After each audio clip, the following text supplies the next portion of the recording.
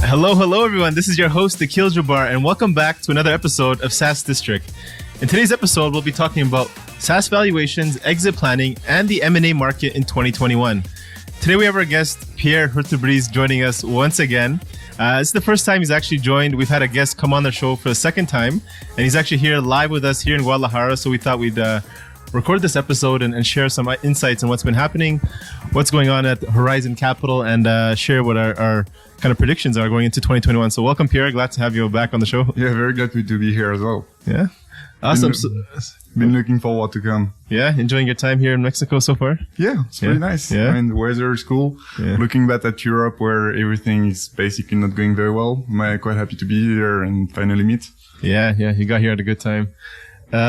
So we're going to start talking about multiples, valuations. I think that's a question a lot of founders have. If they're looking to exit their company, there's always that picture in their mind that they always think 10x is the number. I don't know where that number came from, but they always think it's 10x of the revenue of what they can sell their business. But before getting into the actual weeds of the multiples of what SaaS founders can expect in terms of the exit valuation, I want to clarify for our audience, what are the differences between the different profiles of buyers, right? You have the people who are financial buyers, and then you have the strategic buyers. What is the difference between them, if you can explain for people? Yeah, for sure. So basically the two different categories that we see, as you say, is financial buyers on one side. So generally investors and strategic buyers. The main difference between the two is the financial buyers are going to look at a company mostly based on the financial and cash flows they can expect from the company on a standalone basis.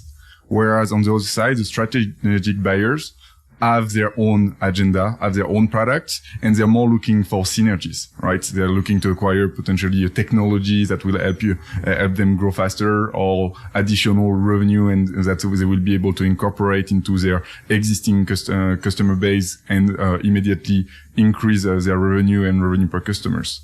So generally what you see is the financial buyers will pay a lower multiple for that, right? Because he can't really benefit from these synergies. Mm-hmm. So in our case, like Horizon would be considered obviously a financial buyer.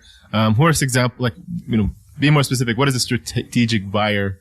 I guess, how does that look like when people are looking? Is that like the Googles and the Amazon? Is that what you're talking about? So those one would be the bigger ones. You can see that Google doing a lot of acquisition, especially trying to integrate startup. They also pay a premium because they don't want the startup to become competitors. So that's also a strategy to stay on top of their game. If you look at maybe smaller companies, you can have a company like HubSpot, which is still fairly big, and which will try to integrate other services that make a lot of sense.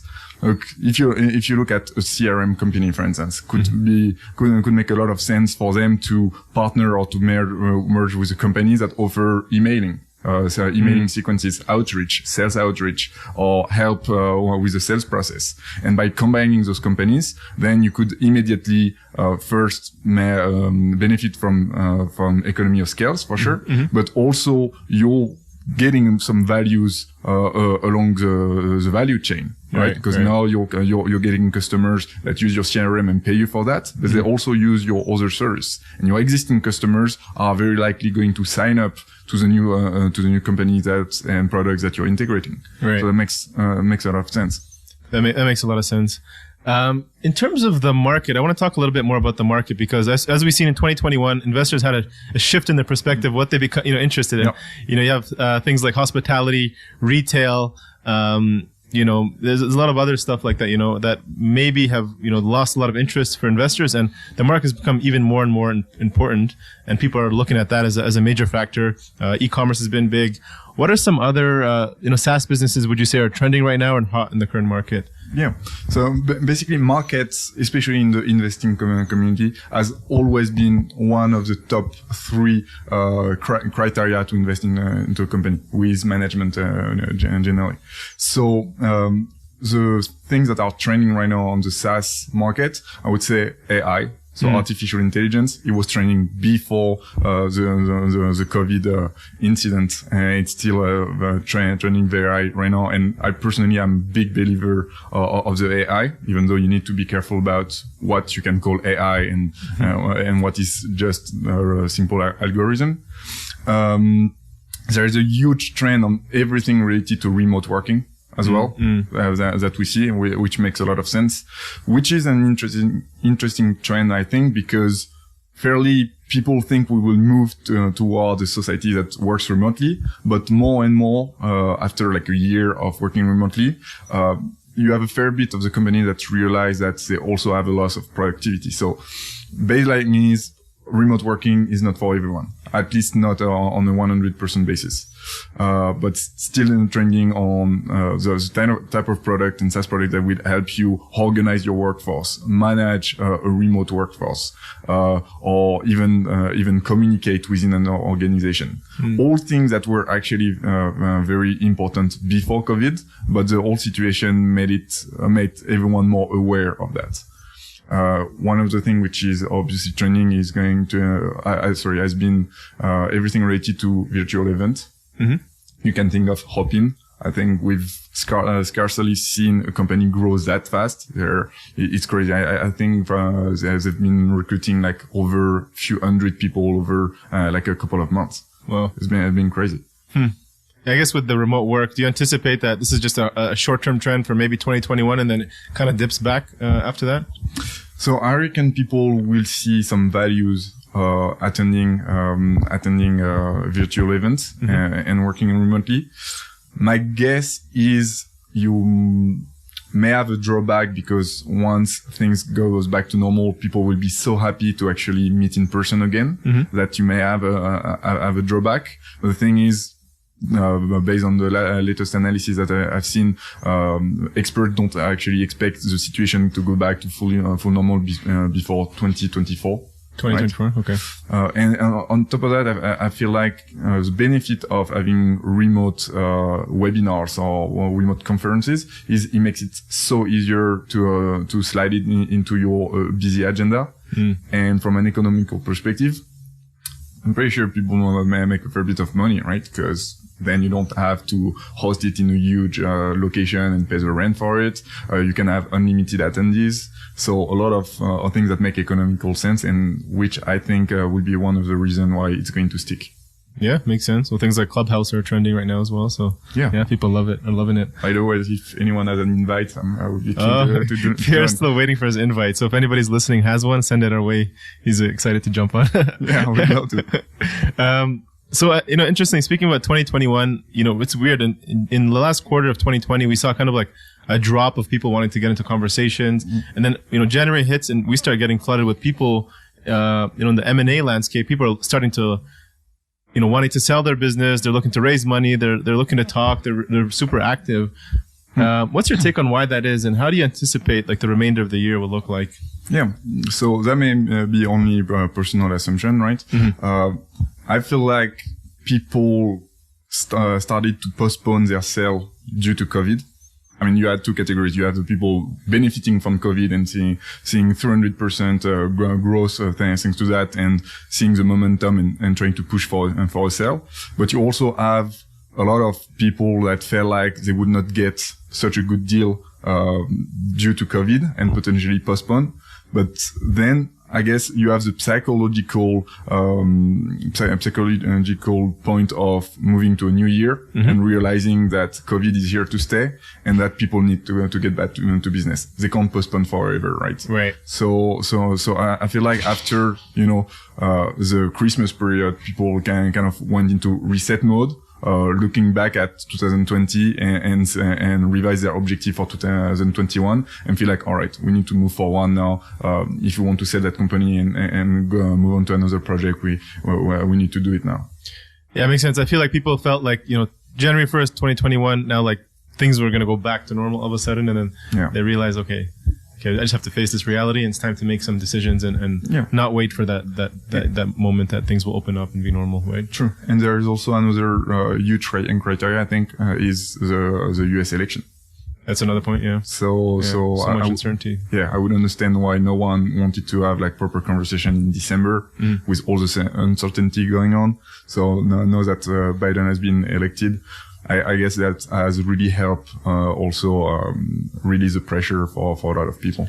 Yeah, makes sense. And then from that psychological perspective and how people are thinking right now and ready to take action of selling their company, whether it's because it's trending upwards or, it's on the downtrend and they just want to move on. How do you think that'll impact valuations going into 2021? Do you see any difference in changes? So if you had asked me 6 months ago or a year ago, I would have answered that I would have expected valuation to decrease, simply because valuation is supposed to include and be dependent on risk, right? Yeah. So right now we're in a higher risk situation due to COVID. So mathematically, in theory, valuation should have decreased. The reality is, I've read several stuff on the subject from other brokers and looking at actual transaction happening. It appears that valuation haven't moved. Interesting. It's still the same. Part of the reason I would say is I had a few conversations now with buyers who, in a sense, didn't want to take advantage of COVID to offer like a lower valuation and didn't want to be seen as taking advantage of it. Generally, though, what they would do is they would include like more earnout into the offer, right? Right.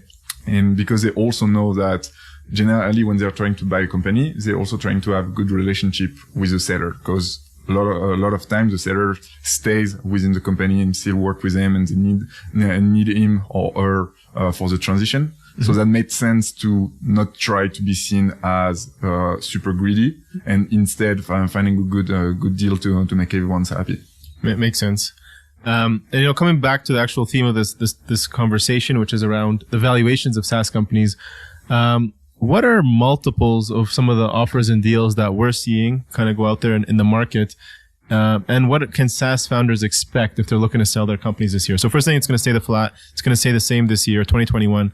And they're looking to sell. What can they expect? Yeah. So that's a huge question. And believe me, there's a huge discrepancy in the type of offers we see. Sure. And that's a good thing. We're working also in M&A. You can see proper offers from different buyers. Exactly. And on the same product, you can have an offer at 1x ARR and 8x ARR. Right. So the type of discrepancy is crazy and will generally depend on the type of buyers and how they look at your product, whether they have synergy or not.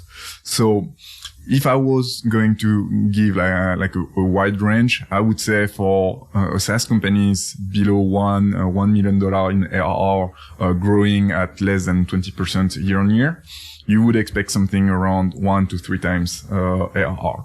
If you start moving up in terms of size, going more into the $1 million EBITDA range, still growing at 10-20%. Well, you could start looking at 3 to 5 times revenue, especially if the product is good, if the churn rate is fairly low.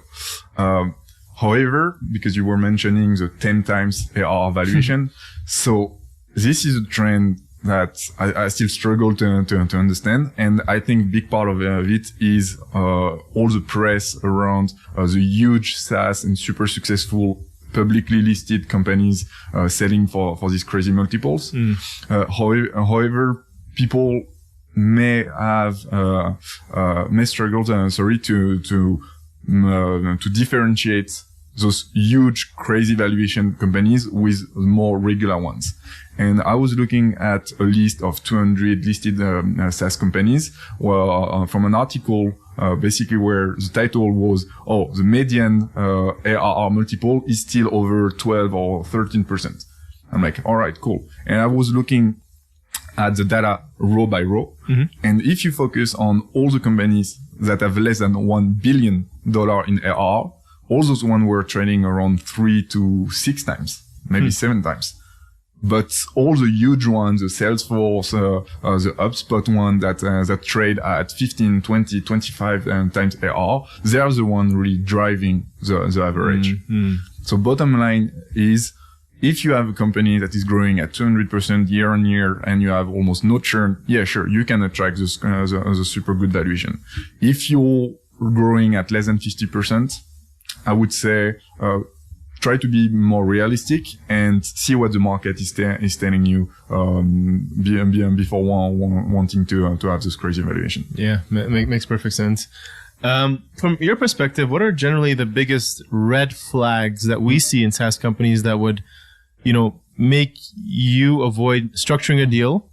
Or do you think you tell founders that they should work on to improve their multiple? So if I'm looking to exit my business, I'm trying to plan it, and they come to you and you're like, look, these are some problems you need to work on if you want to get a proper valuation and a good deal. So first one would be a high churn. And mostly because the whole point of, and the whole value of SaaS businesses is the recurring part. Right. By definition, if you have a high churn rate, that means that your customer are not staying. So you can't claim to have that recurring revenue in a sense, right? So high churn would definitely be my number one red flag. Other red flag, which are common and not only for SaaS businesses, would be a high concentration of your revenue within a few customers, right? If you're doing 60 or 70% of your revenue with maybe 3 customers, then as a buyer, you have a lot of risk around that, right? Because if one of those customers leaves, you're taking a direct hit. And on top of that, you can generally never know the real relationship that these buyers have with the seller. So they may have a close relationship and they may be there only because of that special relationship, right? In terms of other red flags, I would say potentially a decreasing market as well, right? Yeah, a declining market, yeah. As we were saying, markets is generally one of the main things that investors look at.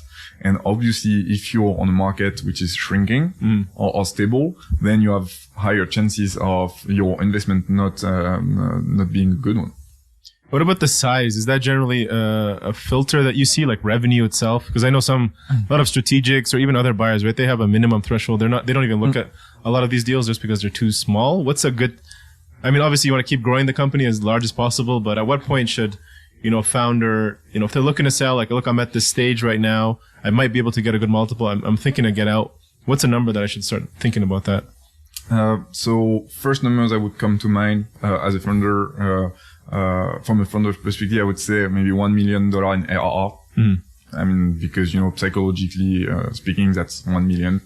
I think where you really move towards the next category of interesting private equity firms, and buyers, that are more competitive in a sense would be that $5 million ARR mark. Yeah. But obviously it also depends on what type of buyers you want to sell to. Sure. To sell to. Yeah, that makes sense. I think once you hit that 1 million or so, it also kind of proves you have product market fit, which I think lowers a lot of the risk and people are interested as well, right? Exactly. And will also have something to do with your profitability as well. Yeah. Yeah. So speaking of profitability, I mean, that's one part of it. What are some other, biggest drivers or metrics that you say are getting the highest multiples or offers on acquisitions, and would get you excited or any other financial investor excited about? So the first thing that has been super consistent in all the research about SaaS valuation is the growth rate. The multiple is going to be directly correlated to how much you grow. Right. Small caveat though, because again, I have a lot of conversation where people don't necessarily differentiate between two companies of totally different size. If you're growing at 20% year on year, but you're only doing 100K in ARR, this is not an impressive growth. If you're growing at 20% when you have 5 million ARR, then we're talking. You have to also think about it from absolute value perspective. Exactly. Because 20% at 100K ARR, you're just bringing in 20K additional revenue each year. So don't expect a crazy valuation multiple based on that. If you start being at 400, 500K and growing at 20, 30% year on year, then I would say you start being fairly attractive, right? Because you're demonstrating that you're growing and that you're on the right path. Makes sense. And would you say there's any difference on how that's generally viewed from a strategic acquirer's perspective, based on some of our M&A conversations we've had with Horizon and buyers that are interested? So can you repeat that? Would you say do you see any difference in terms of what gets buyers excited about a deal from a strategic side versus how we would? Yeah. So with the strategic side, with the strategic buyers, it's generally harder to give a generic response simply because it's really depend on their strategy and the products they are offering. Like you could have a very niche product that doesn't interest any financial buyers, but if you find the exact strategic buyers that could totally integrate that features and immediately make money out of it, then that's an interesting conversation. So the main difference, if you want to differentiate strategic and financial buyers, again, the main difference in their approach is financial buyers obviously are going to spend way more time reviewing your account, doing deep dive analysis of the trends, understanding your churn rate, who has been churning, how they've been churning, is there any changes in patterns in the recent months, etc., etc. Whereas the strategic buyers, especially if they have a high interest from a strategic perspective, either due to the technology or your existing AR, they're going to spend more time understanding your customers, who are there, how long has it been staying, because it gives them an indication of how good your product is, and see how they can integrate those customers to their own ecosystem. Makes sense. And then, I think we had this conversation slightly just before this interview. We're talking about, management having to stay on. If I'm a SaaS founder, that's a question I usually get is, if I want to sell to a strategic buyer, I'm looking to engage an M&A company to help me consult in finding a buyer. Do I have to stay on? If I'm tired of this business, I want to move on. Do I have to stay? Should I think about staying, or can I leave completely? Or what if I want to stay? How would you answer that? My short answer would be, from what I see, I think you have higher chances to find a buyer if you're committed to stay. Because, first, it makes more sense for the buyers to decrease their risk. If you're staying and you still have skin in the game, that basically tells them you still believe in your product. Whereas if you're just trying to exit, you can have perfectly good reason, right? And a lot of those reasons I understand. You want to focus on something else. You want to focus on your family. You want to change industry, or you want to cash out on what you've built. They are all very valid reasons. However, if you see that as a game, the M&A game, you're in a game where, with distortion of information, right? Yeah. So you don't have perfect information. And from a buyer perspective, they're trying to derive all the possibility from the answer you give. And one of the possibilities that can be derived from a founder not wanting to stay or not wanting to retain any equity in the business is, well, there's something wrong somewhere. That may be a red flag. I haven't found it, but he knows about it, right? So if you're looking at not staying, you should make sure that you give them a very valid reason and that you're transparent enough for them to get comfortable with the fact that you're not staying. Makes complete sense. Last question, Pierre. If I'm a founder, I'm looking to prep my SaaS company for an exit. What are maybe 2 to 3 or more tips that you'd suggest them to get their pitch right, and then also increase their chances of getting acquired or invested in, right? You create that pitch.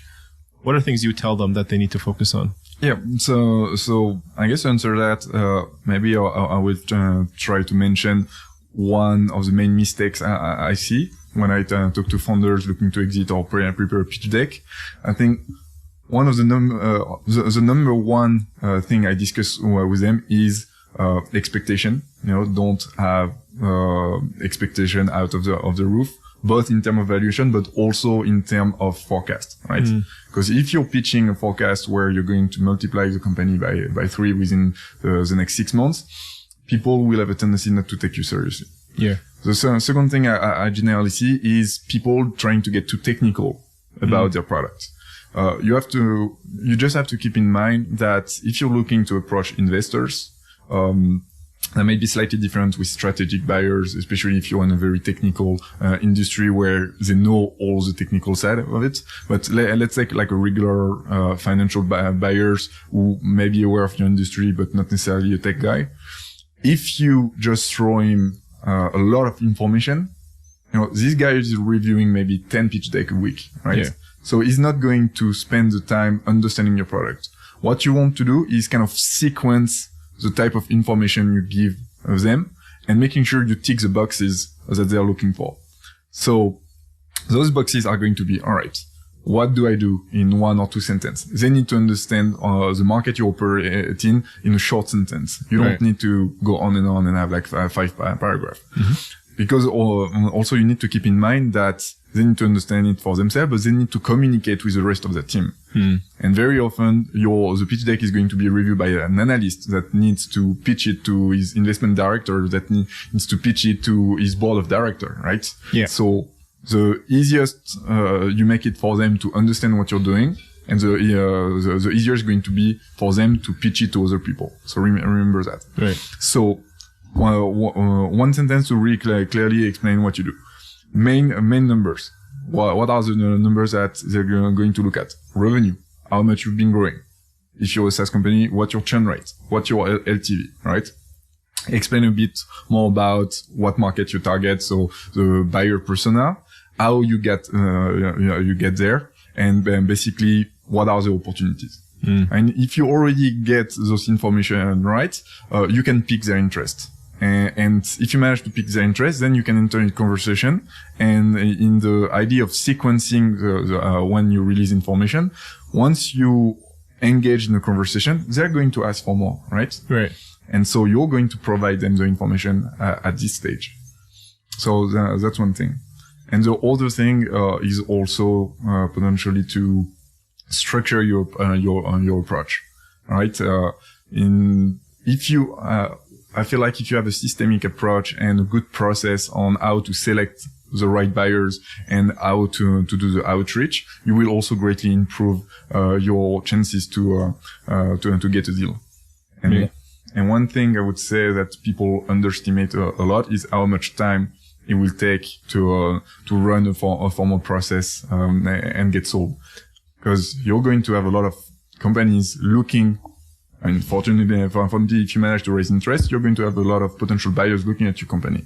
But that doesn't mean they're going to buy it. Right. They're still going to ask questions, still going to take a lot of time. And that's generally one of the main reasons why people decide to hire M&A advisors to run that process for them. Because it just saves them a lot of time and help them structure the process. What's the typical timeline you think that people should expect? I mean, in general, are you looking to sell their company? How fast is that whole process? So again, depending on the size of the company, say if you have a company below 500K, I would say you could find a buyer who, an individual willing to buy your company, and it could take 2 or 3 months. That could be very, very quick, right? If you have a company slightly bigger than that, generally, so if you're lucky and that your first outreach and your process goes smoothly, I would say you could sell it in 4 months, right? 4 to 5 months, including the start where you're basically putting together the IM, the pitch deck, and you're preparing for it. Yeah. More regularly though, because you can have a lot of back and forth because the buyers you reach out to first may not be the right one, and you may need to have a second outreach sequence. I think on average, what we see on the market is it's not unusual for a deal to take 7 to 8 months, and sometimes a bit more than that to close. Interesting. Final question, Pierre, I guess just to wrap it up. Going into 2021, what do you expect the M&A activity to look like? Because I feel like last year there was a lot of people holding on to their cash. Do you feel that's still happening right now, or do you feel their buyers are ready to buy some deals right now?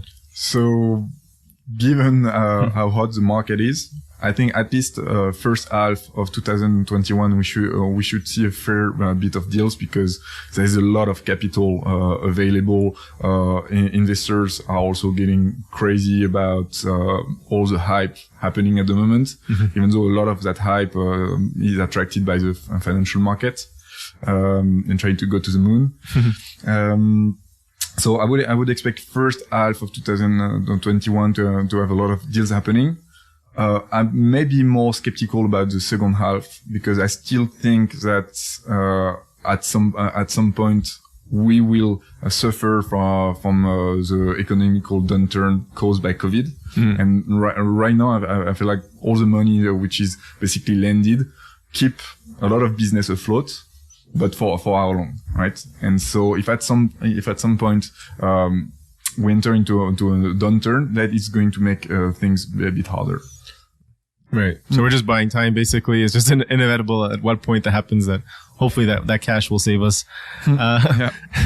Pierre, thank you so much for joining. I always love talking to you and catching up. Yeah. If anyone's interested to sell their company, they're looking to even just get a valuation or talk about their exit strategy or planning in an early stage, how can they get in touch with you? How can they learn more about what you're doing? So easiest way to reach out is either they can go on my LinkedIn, Pierre Alexandre Heurtebize.